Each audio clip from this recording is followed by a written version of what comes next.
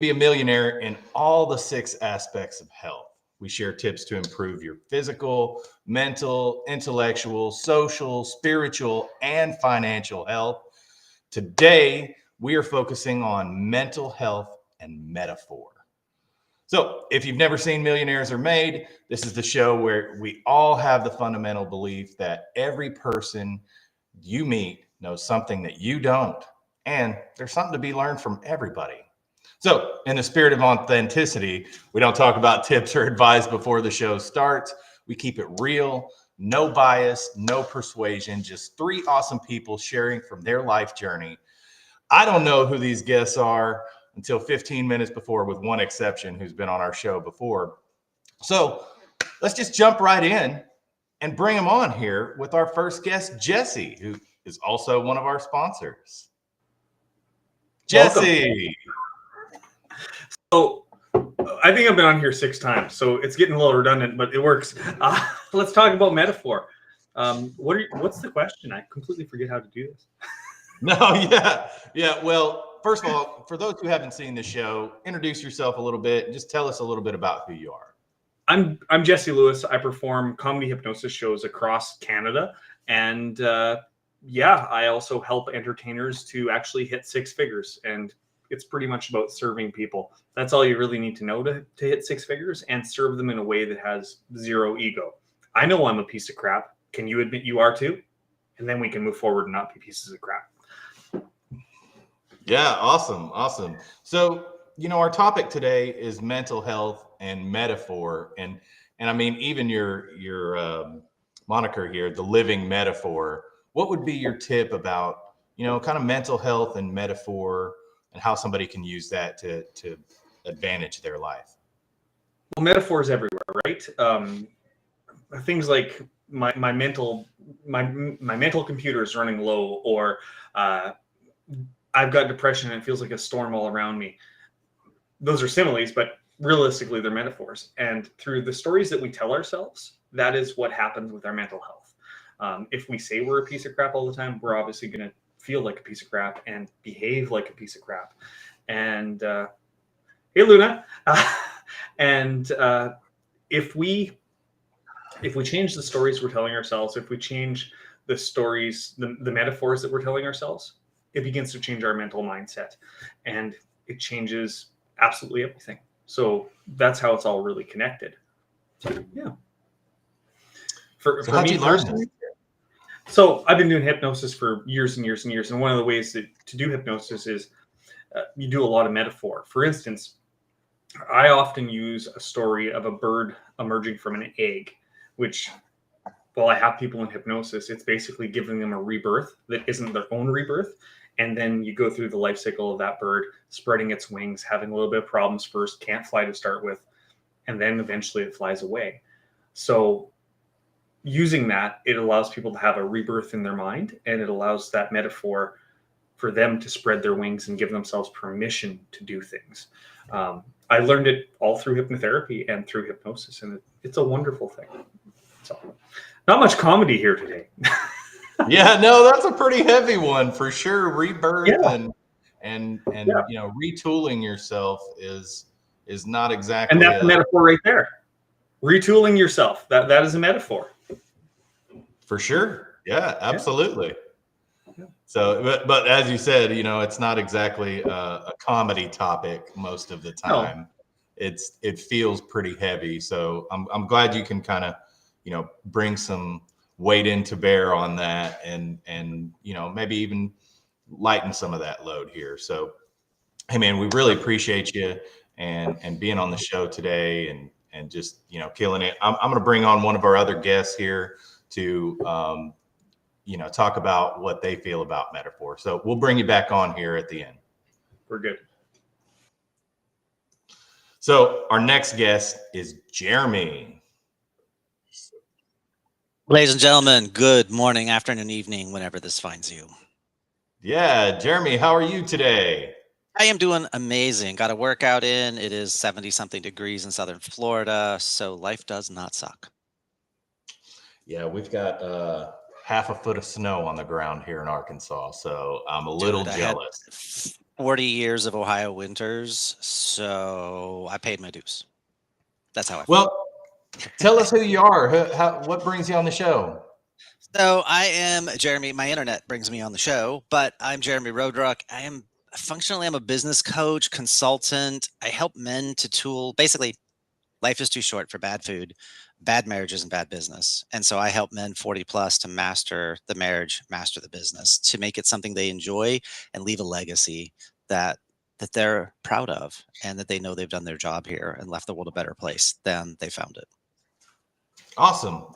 And what's your tip in regards to mental health and metaphor for our audience today? So basically I have two parts. Number one is, let's just say mental health, mental illness, let's just say that is a metaphor, and it's actually a false dichotomy. Because when you say mental health, mental illness, it unconsciously creates a teeter-totter, right? Either you're mentally healthy or you're mentally ill. There's no in between. It's one or the other. And I'm like, nerf that, because that tends to push people to extremes. What if it's really just about mental process? Meaning we have a way to get to the things that we think and the things we feel and the way we behave. And if we look at it as a way to get there, whether it's biological, whether it is, cognitive, we can begin to unpack it and work it backwards. And so then from that place of mental process, it all becomes BS, belief systems, right? Our stories reveal our BS. But if we're listening, we get that awareness, we can start to make new choices. And an easy example is, someone will say, I'm angry. And it's like, cool, that's an identity statement. I am angry, not disappointed, not hurt, not confused, not flummoxed, not bewitched, bewixt. There's so many other terms we could use, but nope, I am angry. Cool. Are you angry, or are you feeling angry? Which is a different metaphor. Because now I say I'm feeling angry, feelings can change, feelings can shift. But what are you feeling angry about? I am feeling angry about context.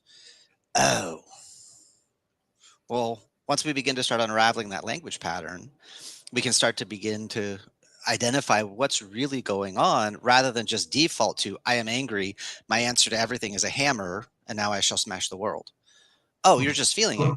Yeah, you're totally allowed. I mean, what happened? Oh, this and this and this. Dude, I'd be angry about that too. That's not fair. So what can we do about it? How can we change it? How can we affect the cause? But then what can we do with this emotion? Because what if you're not really angry? What if you're really passionate and your passion is being blocked? And you know to call that anger, but maybe it's a different word. Let's get a thesaurus and explore. And so that's where we start to recover our power. With awareness, we can make new choices. But as long as we're not aware, we're stuck in these identity statements. I am XYZ. How much control, how much power, how much impact can you make when you're stuck in a cycle? Versus you can step back and look at the cycle and go, oh, right? Part of my life as a martial artist, the reason you get hit is because you were open. It's not about what they did right. It's about what you did wrong. It's about the opening that you left. That's why they hit you. So if we close the openings, they can't hit you. They got to get more creative. And every time they hit you, you're still alive. Cool. Close the opening. So if your wife is yelling at you, your kids are yelling at you, if anybody, anything, it's like, cool, that's fantastic feedback. And let's talk about boundaries. Let's talk about, there's so many things we can play in that space, but let's just start with, it's a process. And there is no failure. There's just feedback. So what's life giving you right now? Let's make changes. Life has given you lemons. You could make lemonade, or you could make whiskey sours. Which one's more fun? Man, what a phenomenal wealth of advice here. Even one of our listeners commented, "Genius guy," and I'd have to agree. Tell me though, what's the story behind how you obtained that wisdom, or how you come across that? I had some bad stuff happen at 5 and 6 that threw me into an existential quagmire. Why are we here? What's our fate? What's our purpose? People say one thing, they mean a second thing, they do a third thing, and I can't trust adults and I can't trust kids. So now I've got my back against the wall and I've got to figure it all out on my own. And so I began doing a lot of deep research into, cross-cultural religious studies, metaphysics, Buddhism, Taoism, ontology, epistemology. And this was before the internet. So I had to like go to the dictionary and actually look stuff up in the encyclopedias. And then the real thing that drove all of this to the healthy side was I started in martial arts back in '95, and you got a room full of people that can just beat the crap out of you. Your ego and your intellectual whatever does not matter when you've got people that can just wipe the walls with you. And yeah, you can posture all you want. Oosh! That's a hard dose of reality, but their heart was in the right place. And so that's what cracked my ego open to say, okay, numbnut, you think you're so smart. And so that's what brought my mind, my body, my emotions back into integration. And I started working really well with the problem kids because I recognize that energy. I know that feeling of worthlessness and that feeling of not being able to trust anyone. You're cool. It's fine. You are where you are, dude. Where do you want to be? Like, I'm not here to tell you what to do, but if there was an easier way to get where you want to go, would you be curious? Yeah, everybody can. But let's have that Everybody conversation. can posture until you get punched in the face, right? Or swept or kicked or choked, or you got somebody sitting on you, or they, Yeah. yeah, it's like you're all well. You got like, well, wake well, up. awesome. I'll be excited to hear more about that and kind of our round robin when we bring everybody on here. Thanks so much for your tip. We'll bring you back on. I want to get to our third and final guest, Matthew. Hello. Matthew, how goes it today, man? Good, good. It's good to be here. This is cool. Good. Well, tell our audience a little bit about, who are you, Matthew? Hold on, it says my name is Hugh, which is great because it's my Facebook name. It's how I keep like clients from finding me. So my name is Matthew. I just love that it says Hugh right there. Okay, I'll introduce myself. I'm Matthew Lowe. I'm a licensed psychotherapist. I work with outpatient adults at a private practice. I do what I call existential cognitive linguistic therapy. It's a very fancy way of saying that I help my clients get clarity by introducing them to concepts and vocabulary, things from what I've studied, psychology, philosophy, and religion. I just published my book. I'm going to wave it at the screen now. Seeing the Forest and the Trees. It's a compilation of the insights I've been sharing with clients for the last decade or so. In it, I teach my readers how to understand themselves better through their words, their limitations, emotions, time, relationships, and even how to get the most out of therapy. Yeah. And hey, for all the guys, everybody in the audience there's a link in the comments here to go purchase the book. So go hit that buy button, get on your Amazon, take out a second mortgage on your home, whatever you got to do to get the book. It's cheaper than that. So, okay. So tell us though, what is your tip as regard to mental health and metaphor specifically? Sure. So I'm encouraging people to learn how to use metaphors to better understand their situations, their problems, and to imagine new solutions. I'll say a little more about that. It can be really intense to think directly about our challenges in life. We get flooded with emotion. We're so focused on what's wrong that we can't think outside the box to find solutions. And this is where metaphors come in, right? By comparing a situation to something else, it takes some of the load off, right? We're thinking about something fictional, something a little less intense than our immediate situation. And what we do then is solve the metaphorical situation instead and apply it to our own. So I'll give you my favorite example. Clients will, fairly often complain to me about their anxiety. And they'll talk about having like waves of anxiety, right? Anxious emotions and sensations, they rise up, they get flooded, they get overwhelmed. And I point out, right, how waves of anxiety, it's a metaphor. So let's talk about waves instead, right? What do you do at the beach when an actual wave is coming at you, right? How do you handle those waves? People give me different answers. You can leap over it, let yourself get knocked down, run away. My personal favorite is I dive straight into the wave. I love that feeling of it sort of pulsing through you. If whatever the solution is, I help them then translate that metaphorical solution back to the actual experience of anxiety, right? So let it knock you over might be, you know what, I'm going to be anxious. Let me just sort of ride this out, right? One client I loved, it said she stands sideways so that it hits her like this, but her back foot is already planted. And I love that, right? If we think about applying that to actual anxiety, it's just very neat. You can see I'm excited by the topic. Yeah, no, that's pretty phenomenal. I very much appreciate how you've put metaphor into application. Obviously, like our other guests, you have a ton of wealth of experience here. Tell me though, like, and for our audience, how'd you come across this information? Like, where did this tip come from in your story? Sure. No, I appreciate it. So this is kind of like a second career for me, being a therapist.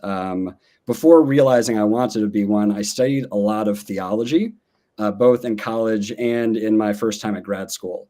At that time, I was very religious. Now I'm very secular. But I got heavily into metaphors in divinity school.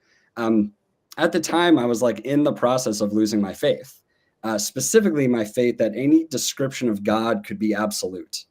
But weirdly, it turned out a lot of theologians agreed with me, right? That God is just too big to talk about accurately with human language, right? The best people do is talk about God through metaphors, right? God's a shepherd, a rock, a king, light, etc., right? And no image is the full truth, but that's the whole point, right? You keep coming up with more images, each of which reveals some dimension of God. So when I became a therapist, I found that metaphors worked equally well in order to translate things that felt too big for us, right? Big emotions or just like big words like love or death, right? We take them by using metaphor, we translate them into something more relatable. And in that way, we can figure out what to do with them. Yeah, the only way to eat the elephant is one bite at a time, right? That is a solid metaphor right there. And what's fun too, right, is you take it and you start like analyzing, right? So we would have to think, okay, but we're going to have to cook this thing first. What does it look like to process a large thing and then turn it into bite-sized pieces? Yep. So anyhow, it's too much fun. No, I think that's fascinating. Yeah, Jeremy, I appreciate your quote. I got that book on the back on the wall somewhere over here. Yeah, well, speaking of Jeremy, let's bring Jeremy and Jesse back on and kind of talk about this. There's a couple things that I think that everybody has really touched on here, especially where in your story your tip has came from, and I want to just point out that it seems like we've all studied a pretty good deal of theology to get to where we are. So, you know, I'd like to open it up, and Matthew, you in particular, since you went to divinity school, and just say, like, you know, what about theology do you think brought you to mental health, or vice versa?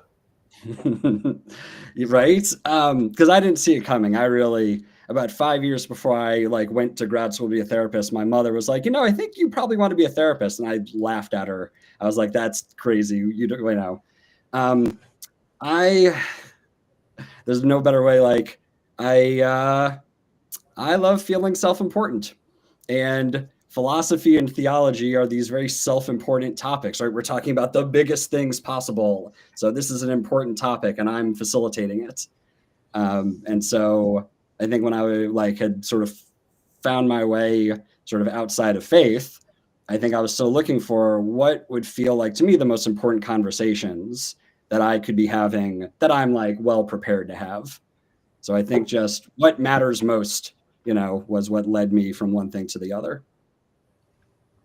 Yeah, Jeremy, do you have some insight then as to what you had mentioned kind of some theology and stuff in your story? Yeah, so I went big into Buddhism, Taoism. If you look at pretty much all, Asian metaphysics, it's all metaphor, right? And you look at Jungian psychology and the archetypes and archetype integration, the journey of a boy to a man to a king, when you're talking to someone who's not a king, that's all metaphor. And it's the idea of evolution of best self. And then in martial arts, black belt excellence and beyond, which is mastery.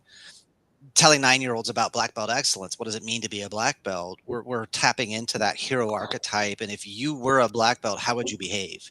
Would mom and dad have to remind you to do your chores, or would you do it first?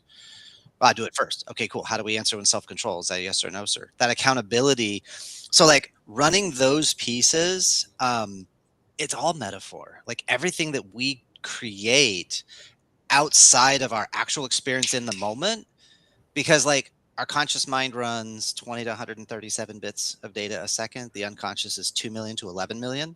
So everything is deleted, distorted, generalized literally every single second.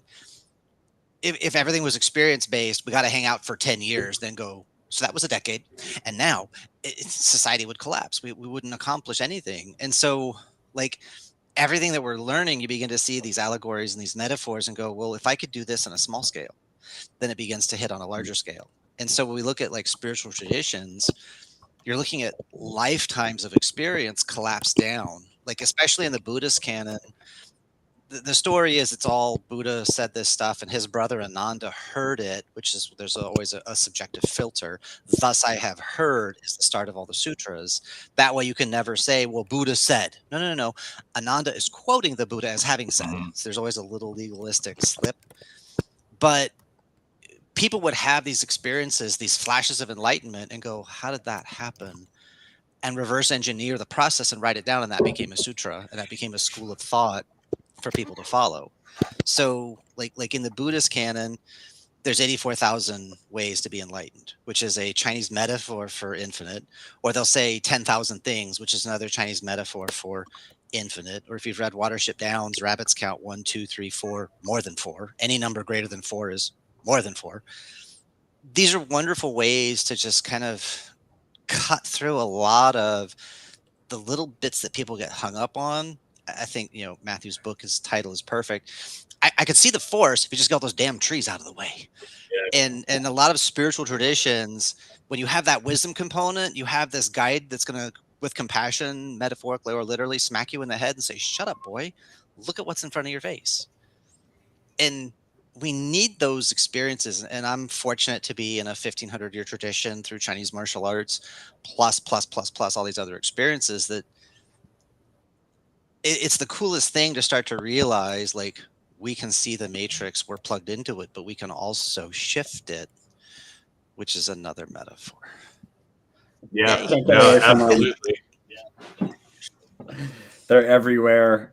All like our language. Jeremy, you were talking about like grab a thesaurus.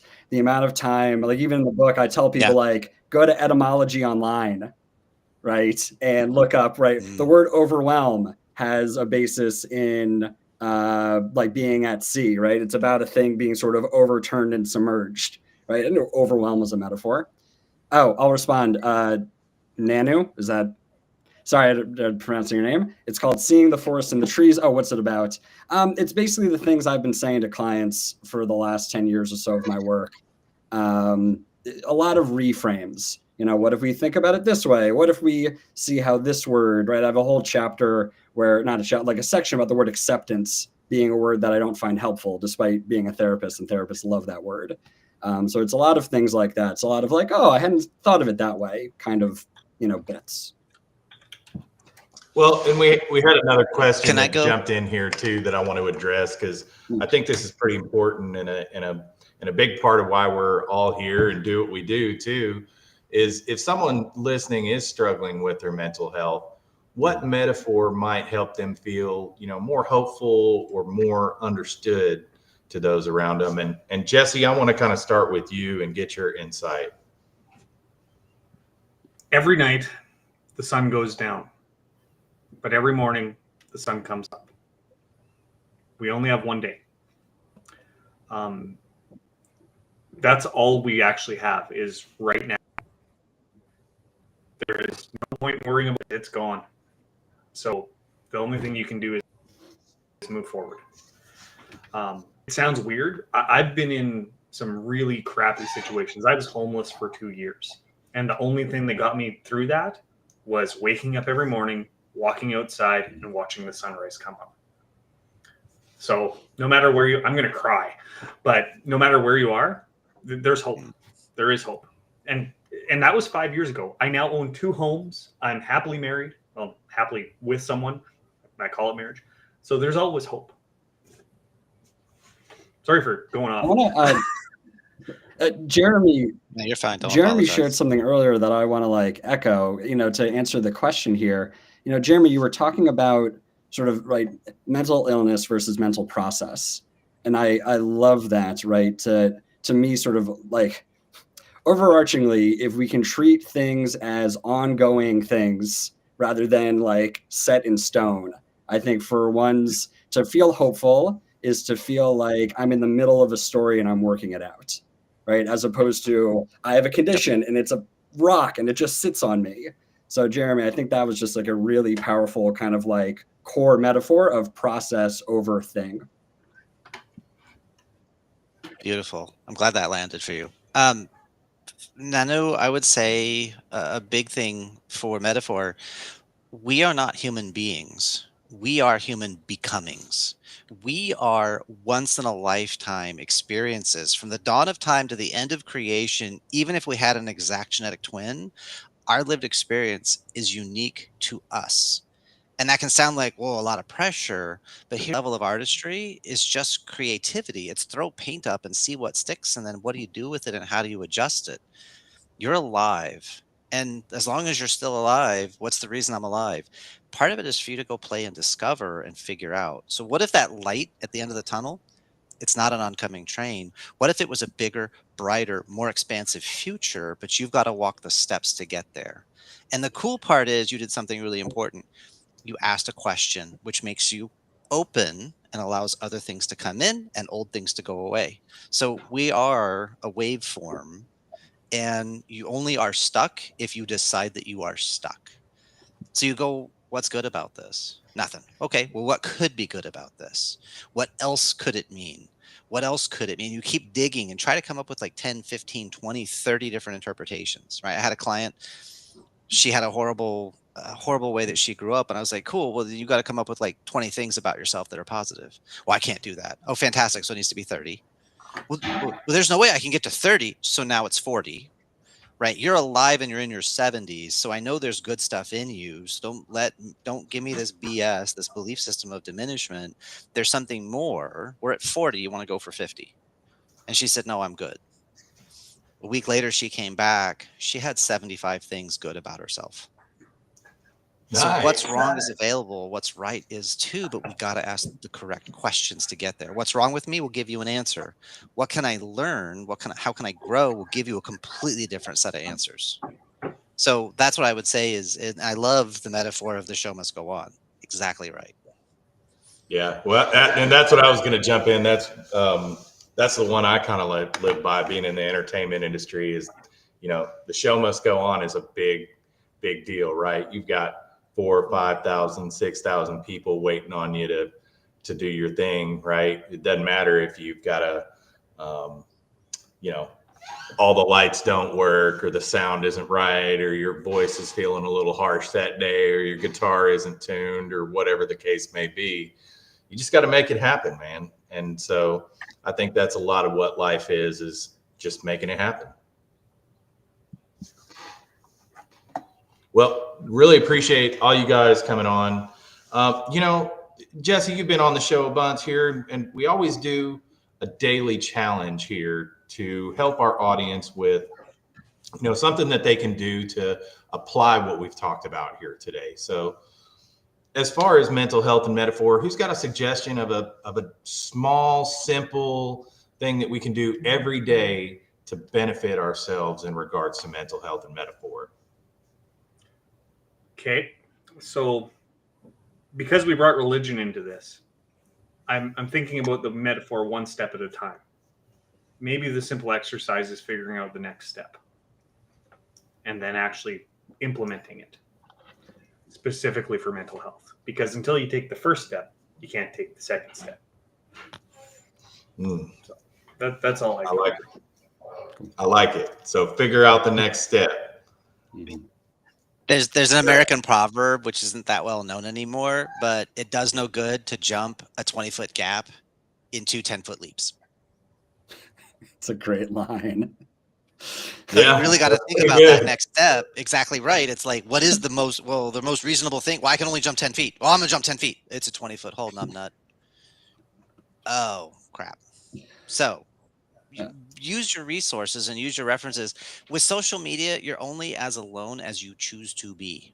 Right here in the US, you can call 988 and get emotional and mental support, free, anonymous, safe, 24/7, no cost. 911 emergencies for physical, 988 for emergencies, mental and emotional. And there is no weakness asking for help. True strength is the ability to let go of the struggle and ask for help. That's real strength. And so that is a powerful metaphor. People think holding on makes them strong. Sometimes what makes you strong is letting go. Yeah, I feel that for sure. Well, thank you guys for all being on the show. I also want to thank our sponsors, Jesse, Sarah Mac Jones, Chris Skrovsky, Samir Dasani. All you guys have been awesome. You guys are what really makes this show happen, along with our beautiful audience. So millionaires are made, and you can be